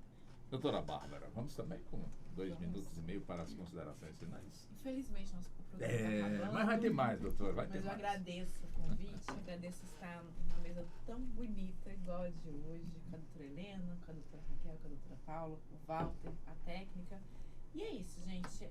Dívida todo mundo tem, mais ou menos, mas é possível de solução. Então, só é possível de solução desde que vocês entendam e queiram discutir o assunto, queiram resolver. Então, sentar, fazer continha de papel, não tem problema nenhum, lápis e papel na mão, o que está entrando, o que está saindo, e fazer um planejamento a longo prazo, buscar um profissional especializado, a Defensoria Pública, o Tribunal de Justiça, o Ministério Público, buscar um profissional que seja habilitado para poder te ajudar, né? Entenda que você resolvendo essa dívida, você está também demonstrando um ato de amor com as pessoas que você ama, seus filhos, seus irmãos, seu cônjuge, sua companheira, que a gente está falando de, preciso puxar a sardinha pro meu lado, né? De herança. Opa. Então, o que eu vou deixar? Sim. Eu vou ser lembrado por ser um gastador quanto mais? Um pão duro. Ou um pão duro? Ou você ser lembrado aquela pessoa que planejou? Sim. Que planejou. Então é isso. Obrigada, Walter. Perfeito. Doutora Paula, vamos também com 2 minutos e meio para as considerações finais? Eu queria agradecer imensamente o convite, foi um prazer imenso estar aqui com essa mesa. Agradeço aos meus colegas, foi uma contribuição enorme que eu obtive aqui, né? Você acha que vai falar alguma coisa para ajudar? Eu fui ajudada ouvindo aqui, né? E eu queria deixar assim, uma sugestão, um conselho para os nossos ouvintes, né? Que não deixem chegar no superendividamento, não deixem chegar no endividamento, né? Hoje, o YouTube é uma ferramenta maravilhosa, fazendo uma propaganda aqui do YouTube, né? É possível você ter várias pessoas te ensinando a como lidar com as finanças hoje, né? De forma gratuita, né? Uma planilha simples. Você sabe hoje com que você está gastando o seu salário? Você sabe hoje, se eu perguntar lá, com que você gasta o seu salário hoje? Né? É uma resposta fácil? Né? Você sabe? Né? Eu sei, olha, eu gasto meu salário com isso. Né? Então, deixar esse conselho para os nossos ouvintes, para que hoje não deixem chegar no endividamento, tampouco no superendividamento. Comecem hoje, né? Já que a gente não teve a oportunidade, pelo menos eu não tive quando mais nova, de ter essa educação financeira, né? Que eu acho que é muito necessária. Eu não tive, por exemplo, eu acho que a grande maioria dos nossos ouvintes talvez não tiveram também, mas hoje é possível a gente além do YouTube tem outras ferramentas de cursos gratuitos mesmo. Sim. Que é possível localizar. Então faça isso hoje, né? O que você gasta hoje? Pegue uma planilha, assista um vídeo, né, educacional e comece a ver os seus gastos, para você não só não chegar a não gastar mais do que você ganha, você começar hoje a investir, né? Claro que dentro das suas possibilidades, e não é todo mundo também, eu tô, né, que é possível, mas pelo menos não chegar a se endividar ou não se endividar tanto, saber onde você gasta, ter a possibilidade de você remanejar algumas coisas, pelo menos pelo conhecimento que você tem de onde você está gastando, né? E é isso. Eu agradeço novamente a oportunidade de estar aqui, de ter um tempinho para vocês me ouvirem. Foi um grande prazer. Perfeito. Doutora Helena, vamos também com os 2 minutos e meio para as considerações finais?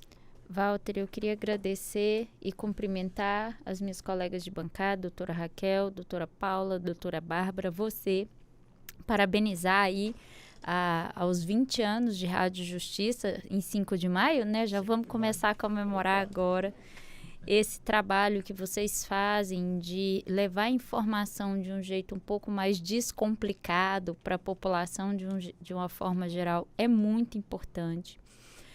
Esse tema é um tema extremamente importante.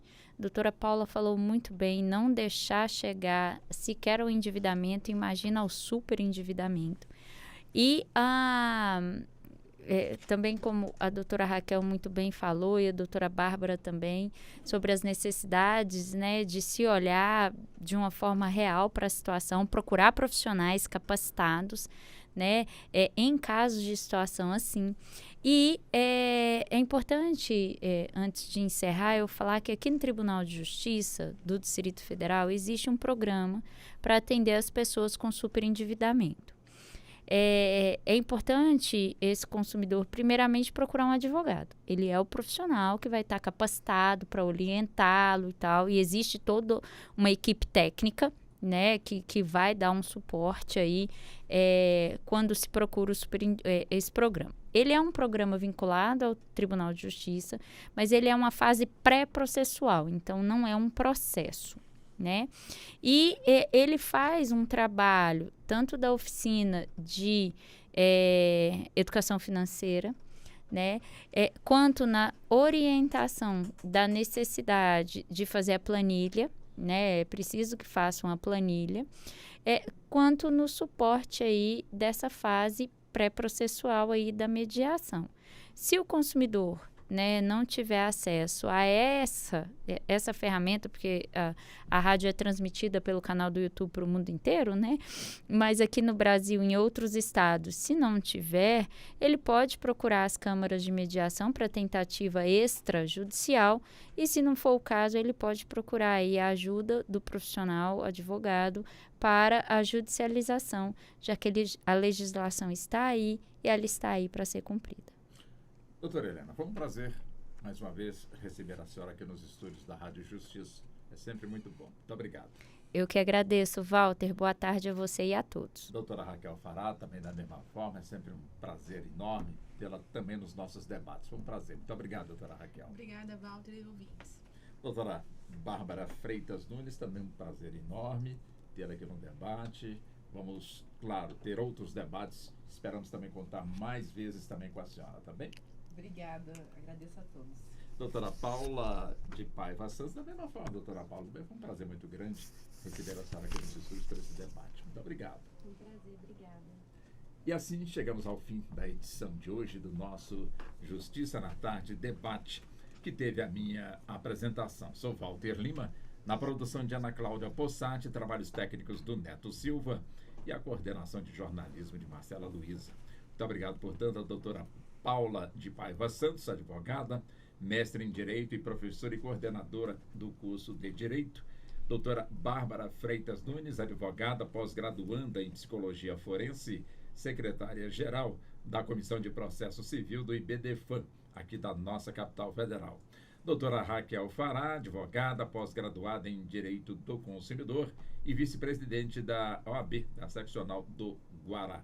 E também a doutora Helena Lariucci, mestre em Direito, professora e advogada especialista em Direito do Consumidor. E preside a Comissão de Honorários da OAB de Sobradinho. Muito obrigado às senhoras, muito obrigado a você, ouvinte, e fica o convite para nos acompanhar em outros debates. Boa tarde e até lá.